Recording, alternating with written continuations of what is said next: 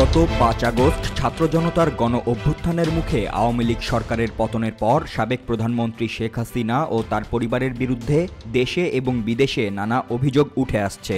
একের পর এক গুম, খুন, হত্যা, অর্থ পাচার, ঘুষসহ নানা অভিযোগ ও মামলায় জর্জরিত হয়েছে শেখ পরিবার। সেই ধারাবাহিকতায় এবার শেখ হাসিনার বোন শেখ রেহেনার মেয়ে ও যুক্তরাজ্যের ক্ষমতাসীন লেবার পার্টির মিনিস্টার টিউলিপ সিদ্দিকেরও নাম এসেছে পাবনার রূপপুর পারমাণবিক বিদ্যুৎ কেন্দ্রের প্রায় ৪ বিলিয়ন পাউন্ড ঘুষকাণ্ডে। এই ঘটনায় গত বৃহস্পতিবার তাকে জিজ্ঞাসাবাদ করেছে যুক্তরাজ্যের মন্ত্রিসভা অফিসের ন্যায় ও নৈতিকতা দল। রোববার দ্য সানডে টাইমস জানিয়েছে, গত বৃহস্পতিবার টিউলিপকে জিজ্ঞাসাবাদ করা হয়েছে। সেখানে তিনি নিজের অবস্থান তুলে ধরেছেন। যদিও নিজের জিজ্ঞাসাবাদের ব্যাপারে কোনো মন্তব্য করেননি টিউলিপ, তবে মন্ত্রিসভা অফিসের এক মুখপাত্র জানিয়েছেন, টিউলিপ অর্থ আত্মসাতের সঙ্গে জড়িত থাকার দাবি অস্বীকার করেছেন। যুক্তরাজ্যের লেবার মন্ত্রিসভার সদস্য হচ্ছেন টিউলিপ।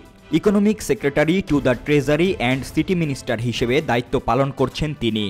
যুক্তরাজ্যের অর্থবাজারের ভেতরে দুর্নীতি সামাল দেওয়াই তার কাজ।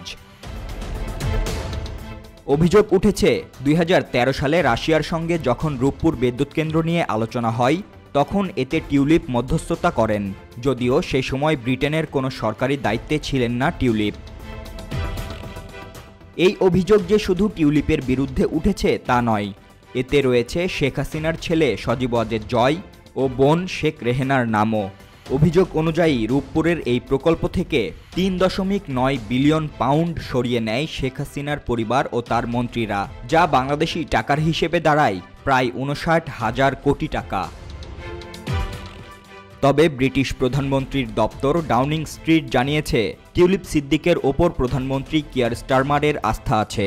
এছাড়া দুর্নীতি বিরোধী পদক্ষেপগুলোর দেখাশোনা করার ক্ষেত্রেও টিউলিপের দায়িত্ব অব্যাহত থাকবে। সেই সঙ্গে মন্ত্রীর দায়িত্বও অব্যাহত রাখবেন তিনি। ব্রিটিশ প্রধানমন্ত্রীর মুখপাত্র জানিয়েছেন, অর্থ আত্মসাতে টিউলিপ সিদ্দিকের জড়িত থাকার যেই অভিযোগ রয়েছে, সেগুলোতে তার কোনো সম্পৃক্ততা থাকার দাবিও উড়িয়ে দিয়েছেন স্টারমার। ডেইলি মেইল বলছে, টিউলিপকে আগামী মাসে জিজ্ঞাসাবাদ করা হবে।